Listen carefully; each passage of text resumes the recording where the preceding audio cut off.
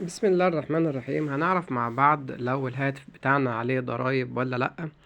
الطريقة ببساطة بنفتح جوجل بلاي وبنحمل تطبيق اسمه تليفوني، بيكون شكله باللون الأبيض بالشكل ده. وبعد ما بنحمل التطبيق مع بعض بنفتح التطبيق، بنضغط عليه نفتحه.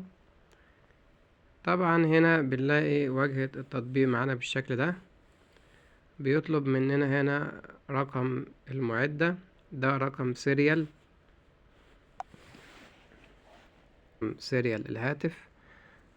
بنطلع برا مع بعض على واجهة الاتصال، وبنكتب الكود اللي هو نجمة شباك 06 شباك، وبنضغط اتصال. هنا زي ما احنا شايفين ظهر معانا أول كود هنا بالشكل ده، ومعانا هنا معرف IC، وهنا تاني كود. هنا معانا لكل خط بيظهر معانا كود، هنا أول كود وهنا تاني كود اللي هو الخط التاني ده. احنا بنعمل له نسخ، ولو ما عملش معاك نسخ بتكتبه في ورقة وتلصقه في تطبيق ماي نترا بالشكل ده. هنعمل له نسخ